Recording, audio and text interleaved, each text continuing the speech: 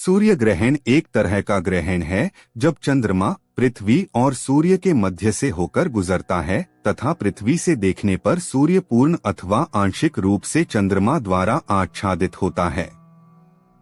चंद्रमा जब सूर्य को पूर्ण रूप से आच्छादित कर लेता है तो उसे पूर्ण सूर्य ग्रहण कहते हैं, जैसा कि 1999 के सूर्य ग्रहण में देखा गया। इसके अंतिम छोर पर सौर ज्वाला अथवा विस्तृत कोरोना तंतु देखे जा सकते हैं। वलयाकार सूर्य ग्रहण तब दिखाई देता है जब चंद्रमा सूर्य को पूरी तरह एक साथ नहीं आच्छादित कर पाता, जैसा 20 मई 2012 के सूर्य ग्रहण में देखा गया। आंशिक सूर्य ग्रहण की स्थिति में चंद्रमा द्वारा सूर्य का कोई एक हिस्सा आवृत किया जाता है। 23 अक्टूबर 2014 का सूर्य ग्रहण। भौतिक विज्ञान की दृष्टि से जब सूर्य व पृथ्वी के बीच में चंद्रमा आ जाता है तो चंद्रमा के पीछे सूर्य का बिंब कुछ समय के लिए ढक जाता है। इसी घटना को सूर्य ग्रहण कहा जाता है। पृथ्वी सूरज की परिक्रमा करती है और चांद पृथ्वी की। कभी कभी चांद सूरज और धरती के बीच आ जाता है, फिर वह सूरज की कुछ या सारी रोशनी रोक लेता है, जिससे धरती पर साया फैल जाता है। इस घटना को सूर्य ग्रहण कहा जाता है। यह घटना सदा सर्वदा अमावस्या को ही होती है। अक्सर चांद सूरज के सिर्फ कुछ हिस्से को ही ढकता है। यह स्थिति खंड ग्रहण कहलाती है। कभी कभी ही ऐसा होता है कि चांद सूरज को पूरी तरह ढक लेता है। इसे पूर्ण ग्रहण कहते हैं।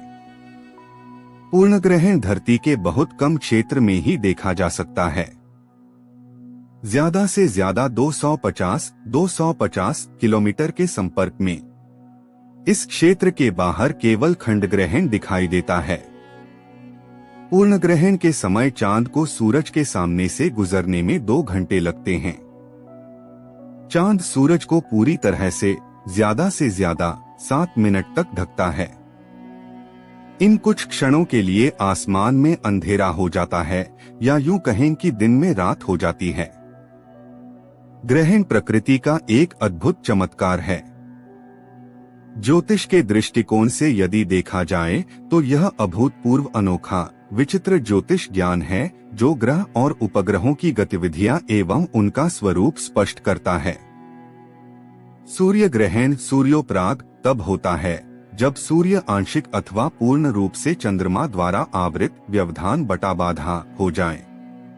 इस प्रकार के ग्रहण के लिए चंद्रमा का पृथ्वी और सूर्य के बीच आना आवश्यक है। इससे पृथ्वी पर रहने वाले लोगों को सूर्य का आवृत भाग नहीं दिखाई देता है। सूर्य ग्रहण होने के लिए निम्न शर्तें पूरी होनी आवश्यक है।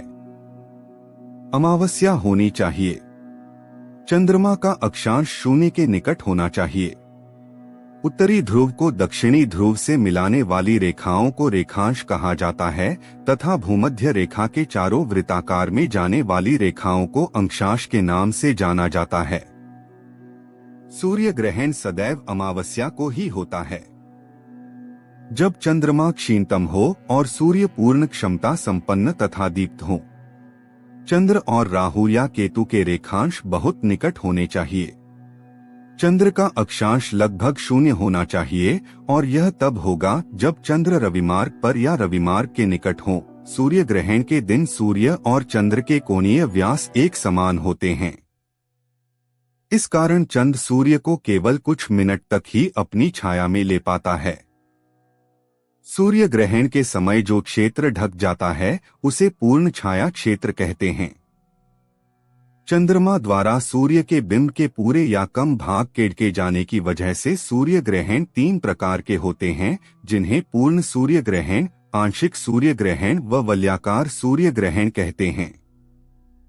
पूर्ण सूर्य ग्रहण उस समय होता है जब चंद्रमा पृथ्वी के काफी पास रहते हुए पृथ्वी और सूर्य के बीच में आ जाता है और चंद्रमा पूरी तरह से पृथ्वी को अपने छाया क्षेत्र में ले ले, फलस्वरूप सूर्य का प्रकाश पृथ्वी तक पहुंच नहीं पाता है और पृथ्वी पर अंधकार जैसी स्थिति उत्पन्न हो जाती है। तब पृथ्वी पर पूरा सूर्य दिखाई नहीं देता। इस प्रकार बनने वाला ग्रहण पूर्ण सूर्य ग्रहण कहलाता है।